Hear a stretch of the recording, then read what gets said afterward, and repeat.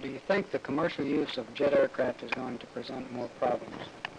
No, I don't think so, Cliff, because we've been doing a lot of work on the handling of jet aircraft, and after all, we must remember the jet's been with us for better than 13 years.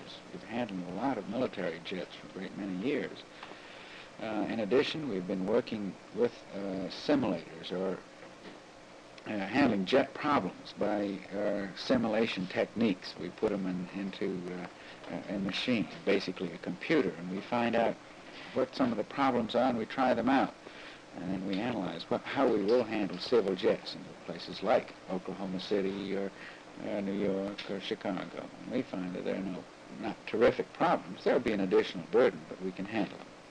Do you think that possibly the armed forces may be unduly criticized for the number of accidents that are occurring now in our airways? Yes, I do. I think that they are the victims of some unfair criticism. I think that they have demonstrated a most praiseworthy attitude in working with us to solve and lessen the exposure.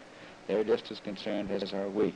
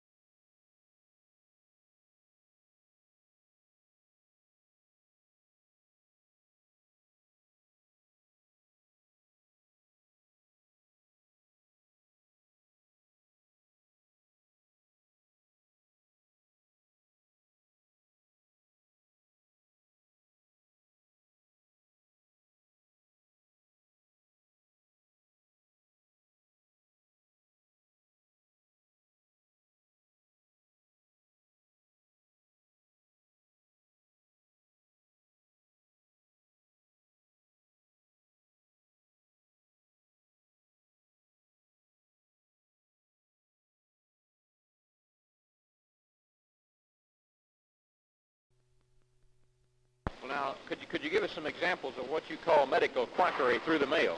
Well, here is an example. A company which advertises what they call a super coronade, which will prevent painful and even fatal heart attacks. Now, here is another company which advertised the most amazing cancer treatment ever discovered. This remedy is also supposed to be an effective treatment for arthritis, ulcers, and fungus conditions. Here is still another one that will cure arthritis, high blood pressure, gastric ulcers, diabetes, as well as gall and kidney stones or appendicitis. Well, now, what about the obscene literature? Is there any way we can discuss that sensibly? Well, of course, that we'll have to touch on that rather lightly. But we do have a great deal of trouble with circulars being sent through the mail, especially in the event of them reaching small children, small boys and girls. And, of course, the parents, the mothers and fathers, don't like that very much. This literature advertises pictures of ladies perhaps scantily attired and is sent out under the guise of art.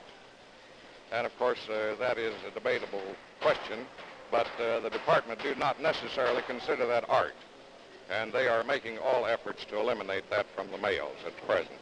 Now, what's your advice to people who receive this literature? When that type, either the medical quackery or the art type of literature comes to you, send it to your local postmaster. He, in turn, then can send it through the legal department of the post office department, and you will get some action on it, I'm certain.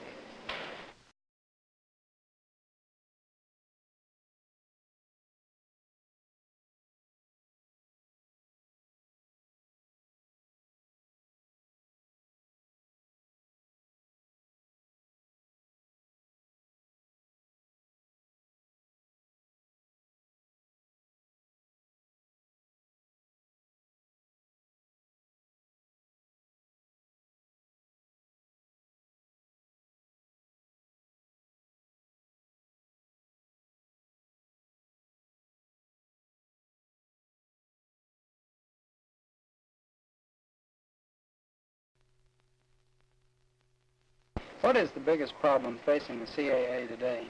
Well, I think the biggest problem, frankly, Cliff, is the use of the airspace. We are faced with the problem of how can we make the use of the airspace ever safer for the passengers, for the military people who need it in their essential training activities, and for the business and private flyer.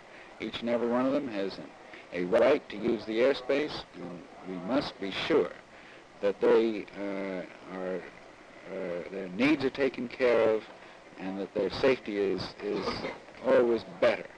This is really a fair statement in this respect. There isn't enough airspace in the country today to meet the requirements of the three groups that I mentioned earlier, namely the military, the air carriers, and general aviation, which includes the business and private flyers. Now, what we have to do is to use our ingenuity to see how we can best use this airspace to meet, to the greatest extent possible, these requirements of these three different groups. We're all somewhat to blame in that we haven't anticipated this problem some time back. We're all working hard to cure it now, and the military are doing their part in a most admirable manner, working with us in the solution of the problem.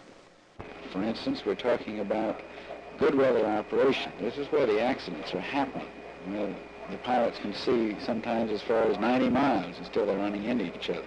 We must devise ways and means of keeping them apart, ways and means of controlling them at the higher altitudes. This is our problem today.